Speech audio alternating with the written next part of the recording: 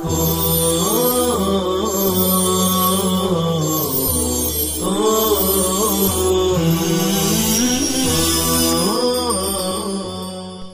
اللہ الرحمن الرحیم وصلی اللہ وسلم علی نبینا و مولانا محمد وعلی آلہ و اصحابہ اجمعین وبعد۔ کتاب الزینت کا ترجمۃ الباب ہے الخضاب بالصفرتی، اور ہمارے یہاں نسائی شریف کا یہ 91 نمبر کا سبق ہے۔ یعقوب ابن ابراہیم کے حوالے سے روایت جا رہی ہے عن زید بن اسلم قال رأيت ابن عمر يصفر لحيته بالخلوق فقلت يا ابا عبد الرحمن انك تصفر لحيتك بالخلوق قال اني رأيت رسول الله صلى الله عليه وسلم يصفر بها لحيته ولم يكن شيء من الصبغ احب اليه منها وَلَقَدْ كَانَ يَصْبُغُ بِهَا ثِيَابَهُ كُلَّهَا حَتَّى عِمَامَتَهُ قال ابو عبد الرحمن وَهَذَا أَوْلَى بِالصَّوَابِ مِنْ حَدِيثِ قُتَيْبَةَ۔ اس روایت کی سند میں شیخ الشیخ ہیں الدراوردی، جن کا نام عبد العزیز ابن محمد ابن عبید الجہنی، صدوق راوی ہیں، یہ دوسروں کی کتابوں سے نقل کرتے تھے۔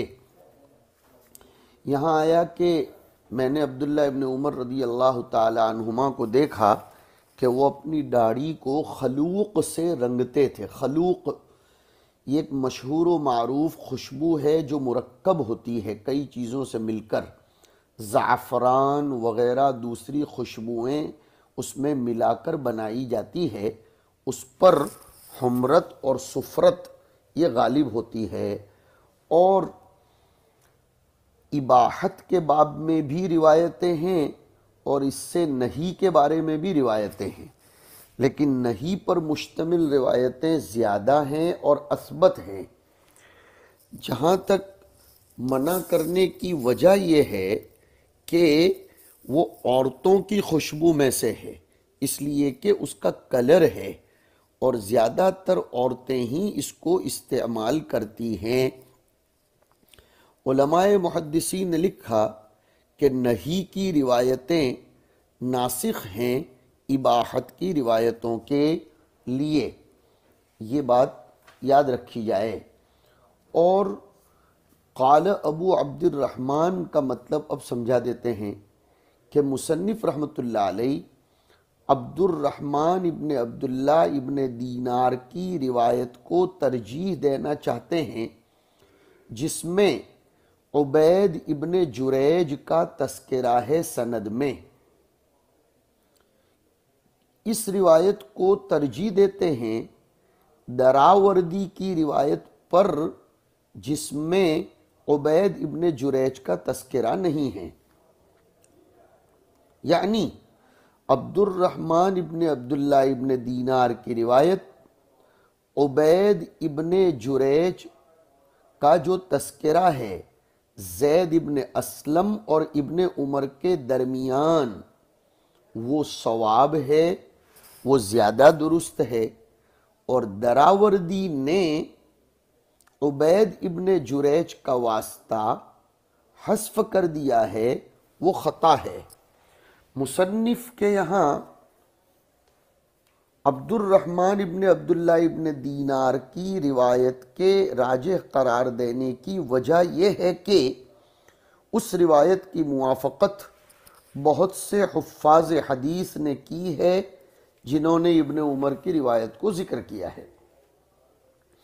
آگے روایت ہے محمد ابن مثنیٰ کی عن انس رضی اللہ عنہ انہ سألہ هل خضب رسول اللہ صلی اللہ علیہ وسلم قال لم یبلغ ذالک، اتنے بال ہی نہیں ہوئے تھے کہ خضاب لگانے کی ضرورت پڑے، انما کان شیء فی صدغیہ، صدغ کنپٹی کو کہتے ہیں کہ حضور صلی اللہ علیہ وسلم کی کنپٹی میں کچھ دو چار بال سفید تھے، ورنہ حضور کے بال اتنے سفید ہوئے ہی نہیں تھے کہ آپ کو خضاب کی ضرورت پڑے۔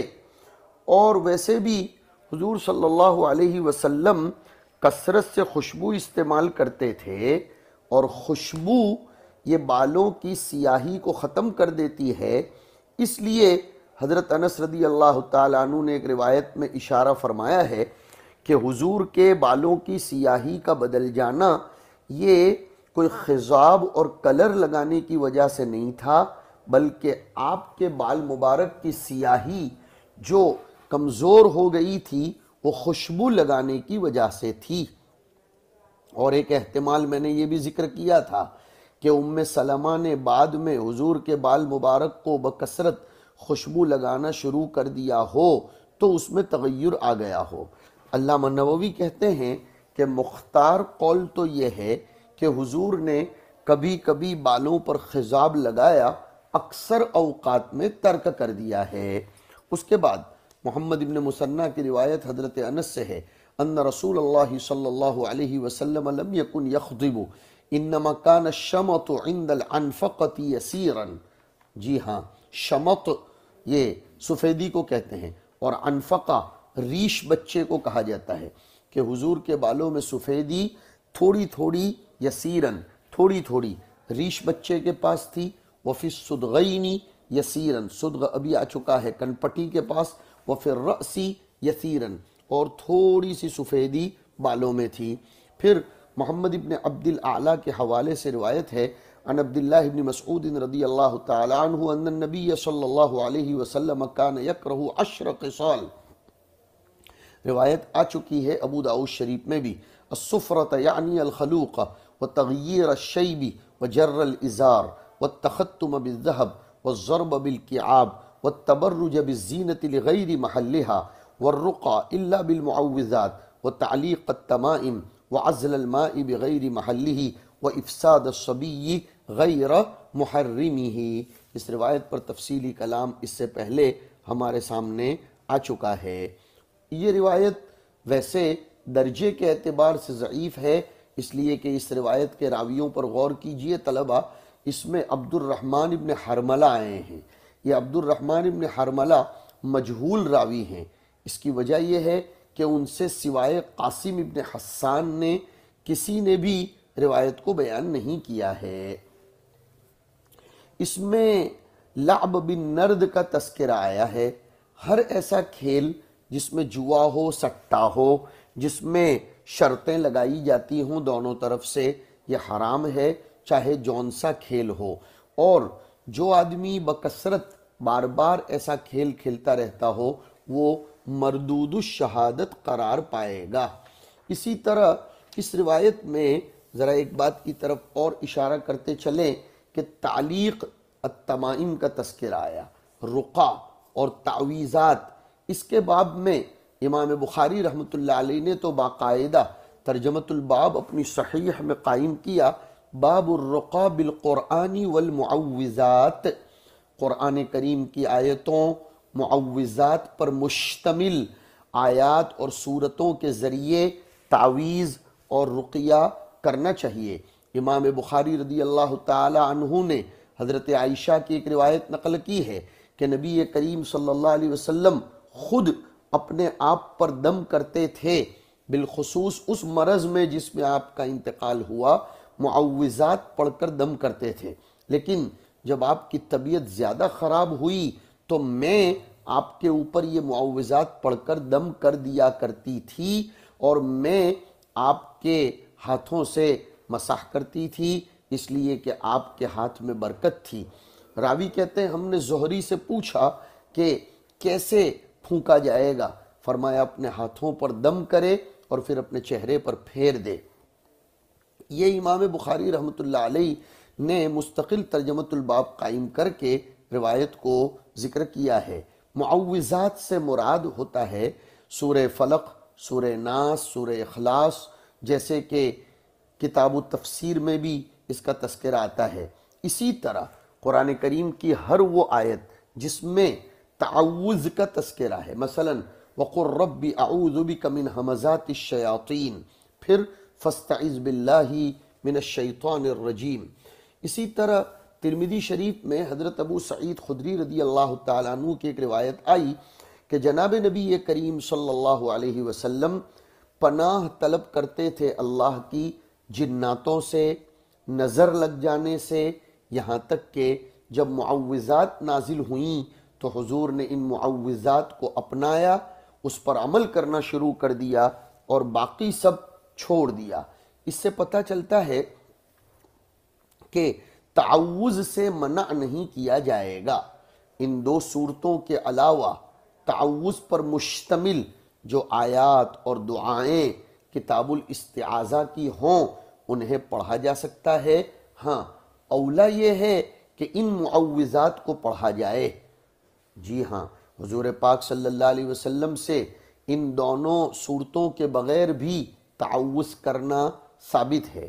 علماء کرام نے لکھا ہے کہ رقیہ، تعویذ، جھاڑ پھونک، اس کی اجازت ہے 3 شرطوں کی رعایت کرتے ہوئے۔ ایک تو اللہ کا کلام یا اس کے اسماء و صفات کو پڑھا اور استعمال کیا جاتا ہو۔ نمبر 2، عربی زبان میں اور مفہوم اور معروف کلمات کے ذریعے ہو۔ نمبر 3، یہ اعتقاد نہ ہو کہ تعویذ مؤثر بالذات ہے، بلکہ اعتقاد یہ رکھا جائے کہ مؤثر بالذات اللہ رب العزت کی ذات ہے۔ مسلم شریف میں حضرت عوف ابن مالک کی ایک روایت ہے کہ ہم لوگ زمانے جاہلیت میں تعویذ ٹونکا کرتے تھے۔ ہم نے عرض کیا اللہ کے رسول، آپ کی اس سلسلے میں کیا رائے ہے، آپ کیا حکم دیتے ہیں؟ حضور نے فرمایا اعرضوا علی رقاکم لا بأس بالرقا ما لم یکن فیہ شرک۔ میرے سامنے تمہارے تعویذوں اور ٹونکوں کو ذرا بتلاؤ، میں دیکھ لوں۔ پھر حضور نے قانون بیان کیا کہ جب تک شرکیہ کلمات نہ ہوں تو تعویذ وغیرہ کرنے میں کوئی حرج نہیں ہے۔ اسی طرح مسلم شریف میں حضرت جابر کی ایک روایت آئی کہ نہا رسول اللہ صلی اللہ علیہ وسلم عن الرقا، حضور نے تعویذ وغیرہ ٹونکوں سے منع فرمایا۔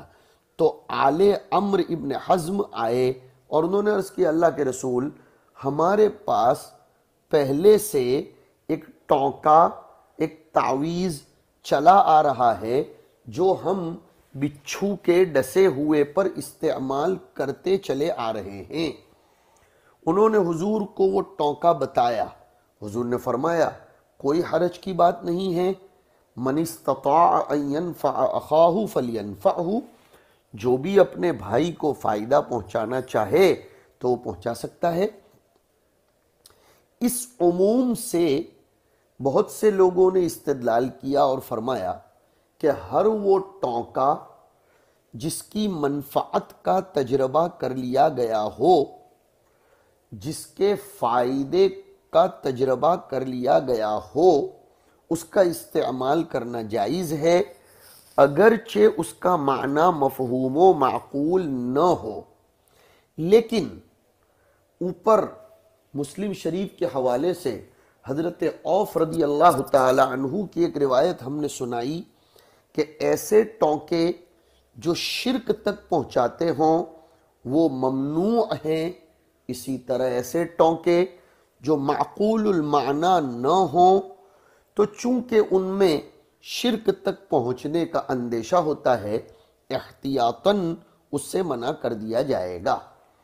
بعض علماء نے یہ بھی لکھا ہے کہ ٹونکے یہ نہیں کیے جا سکتے سوائے نظر لگنے اور ڈسنے کے، اس لیے کہ حضرت عمران ابن حسین کی روایت میں آیا لا رقیت الا من عین او حمت۔ جی ہاں، اس روایت سے بھی بعضوں نے استدلال کیا کہ اگر کسی کی نظر لگ جائے یا اگر بچھو ڈس جائے تو ٹونکا وغیرہ کر سکتے ہیں، ورنہ نہیں کر سکتے۔ بعض علماء یہ بھی لکھتے ہیں کہ مصیبتوں کے نزول سے پہلے، مصیبتوں کے وقوع سے پہلے رقیہ نہیں کرنا چاہیے۔ ممنوع اور منہی عنہ وہ ٹونکا ہے جو قبل وقوع البلاء ہو، بعد وقوع البلاء تو کوئی حرج نہیں ہے۔ ایک روایت میں آتا ہے ان الرقى والتمائم والتیولۃ شرک، تیولۃ یہ ایک مخصوص قسم کی چیز تھی۔ عورتیں اپنے شوہر کی محبت حاصل کرنے کے لیے خاص قسم کا جادو کرتی تھی، اور اس کو شرک کہا گیا، اس لیے کہ وہ لوگ غیر اللہ سے دفع مضرت اور جلب منفعت کا عقیدہ رکھتے تھے۔ لیکن اگر اللہ کے اسماء و صفات قرآن کریم کی آیات سے اگر شوہر کی محبت کو حاصل کرنے اور ایک دوسرے کے نظروں میں بسنے کا جائز علاج کیا جائے تو کوئی حرج نہیں ہے۔ اسی لیے سنیے خوب توجہ سے، ایسے تعویذ کرنا جس میں قرآن کے معوذات ہوں، اللہ کے اسماء و صفات ہوں، تو انہیں ایک تو طب روحانی کہا جائے گا، انہیں تعویذ میں شامل کرنے کی ضرورت ہی نہیں ہے۔ بالخصوص جبکہ ایسے معوذات اور ایسی طب روحانی حضور پاک صلی اللہ علیہ وسلم کے نیک امتیوں کی زبانی جاری شدہ ہوں، نیک لوگوں نے اس کا تجربہ کر کے لوگوں کو منفعت کے لیے بتایا ہو، اللہ کے فضل سے اس سے لوگوں کو شفا ہوئی ہوں۔ لیکن ہوا یہ کہ جب اس قسم کے طب روحانی کی قلت ہوتی چلی گئی تو لوگ طب جسمانی کی طرف متوجہ ہوئے اور ایسے تعویذوں کی طرف متوجہ ہوئے جس میں جنات کو مسخر کر کے وغیرہ دھندے کیے جاتے ہیں، اس لیے بہت سے محتاط علماء اس سے منع فرماتے ہیں۔ علامہ قرطبی نے لکھا ہے کہ تعویذات کی 3 قسمیں ہیں۔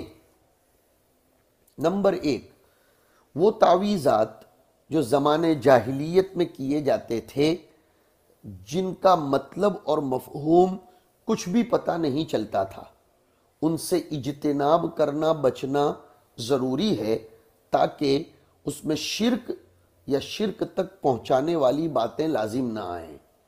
نمبر 2، وہ تعویذات جن میں اللہ کا کلام، اس کے اسماء، اس کی صفات وغیرہ ہوں تو جائز ہے، بلکہ اگر وہ مأثور اور منقول ہے سلف صالحین سے تو پھر مستحب ہو جائے گا۔ نمبر 3، ایسے تعویذات جن میں اللہ کے علاوہ کے نام ہوں، مثلا کسی فرشتے کا، کسی نیک آدمی کا، یا مخلوقات کی اعظم مخلوقات عرش وغیرہ کا، تو اس سے دور رہنا یہ واجب تو نہیں ہے لیکن مشروع بھی نہیں ہے۔ نہ تو اس سے اجتناب واجب اور نہ ہی یہ مشروع ہوگا، اس لیے اس کا خیال کیا جائے، اور جیسے اللہ کے علاوہ کی قسم نہیں کھاتے ویسے اللہ کے علاوہ کسی ملک مقرب یا کسی رجل صالح یا معظم مخلوقات کے ناموں سے تعویذ نہ بنانا ہی بہتر ہے۔ امام شافعی رحمۃ اللہ علیہ سے کسی نے پوچھا تھا رقیہ اور تعویذ کے بارے میں، تو فرمایا تھا اگر اللہ کی کتاب اور اللہ کے ناموں، اللہ کے تذکروں پر مشتمل اگر کوئی تعویذ بناتا ہے تو کوئی حرج نہیں ہے۔ وہ پوچھنے والے نے یہ بھی پوچھا تھا کیا اہل کتاب مسلمانوں کے لیے تعویذ ٹونکا کر سکتے ہیں؟ فرمایا جی ہاں، اگر وہ تعویذ کرتے ہوں اللہ کی کتاب اور اللہ کے ذکر پر مشتمل تو جائز ہے۔ موطا میں ایک روایت ہے کہ حضرت ابو بکر نے ایک یہودیہ عورت سے کہا تھا جو حضرت عائشہ کے لیے تعویذ کرتی تھی کہ اے یہودیہ تو اللہ کی کتاب کی مدد لے کر میری بٹیا کے لیے تعویذ کر دے۔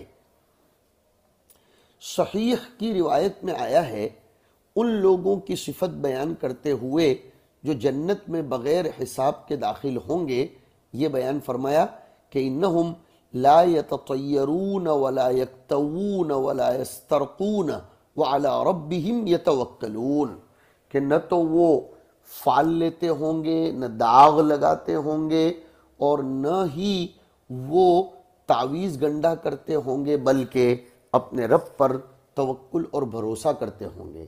اس روایت سے ان لوگوں نے استدلال کیا جو تعویذ کو، داغنے کو مکروہ کہتے ہیں، اور وہ یہ کہتے ہیں کہ اس طرح کرنے سے توکل میں کمی آ جایا کرتی ہے۔ لیکن جو علماء تعویذ وغیرہ کو جائز قرار دیتے ہیں، انہوں نے اس روایت کا جواب یہ دیا ہے کہ یہ محمول ہے اس پر کہ اگر عقیدہ تعویذ سے متعلق ہو جائے، تعویذ کو بالطبع اور بالذات نافع مانا جائے، تو یا تو یہ کہہ دو کہ اس حدیث سے مراد وہ لوگ ہیں جو صحت کے زمانے میں ہی ایسے تعویذ کر لیتے ہیں، پہلے سے ہی قبل نزول البلاء تعویذ کر لیتے ہیں، بعد وقوع المرض بعد نزول البلاء کرتے ہوں تو کوئی حرج نہیں ہے۔ ایک جواب یہ بھی دیا گیا کہ اس سے مراد وہ لوگ ہیں جو دنیا کے حالات سے غافل ہوں، دنیا میں جو اسباب ہیں دفع عوارض کے لیے اس سے وہ غافل ہوں، وہ داغنے کا فن نہ جانتے ہوں، تعویذ وغیرہ نہ جانتے ہوں، وہ تو ہر چیز میں صرف ملجا و ماوا دعا کو، اللہ کی رسی مضبوط تھامنے کو، رضا بالقضاء کو قرار دیتے ہوں، تو ایسے لوگ جنت میں جلدی جائیں گے۔ وہ اطباء کی طب سے ناآشنا ہوتے ہیں، ناآشنا ہوتے ہیں، تعویذ بنانے والوں کے تعویذات سے ناآشنا ہوتے ہیں، تو ایسے لوگ بہت جلدی جلدی جنت میں چلے جائیں گے۔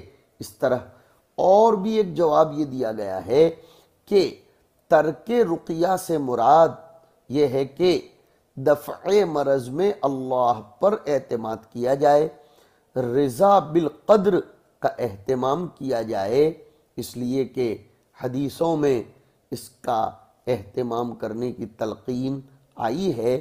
مقام رضا و تسلیم اعلیٰ ہے اسباب کے اختیار کرنے کے مقابلے میں۔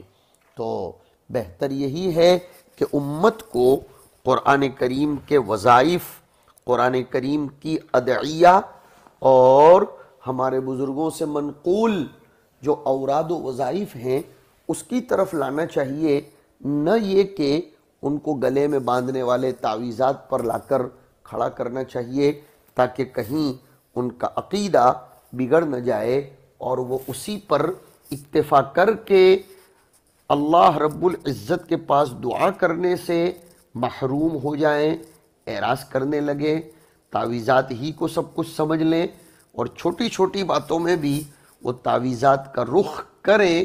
اس لیے احتیاطاً ایسی چیزوں سے امت کو بچانا چاہیے۔ وصلی اللہ علی النبی الکریم۔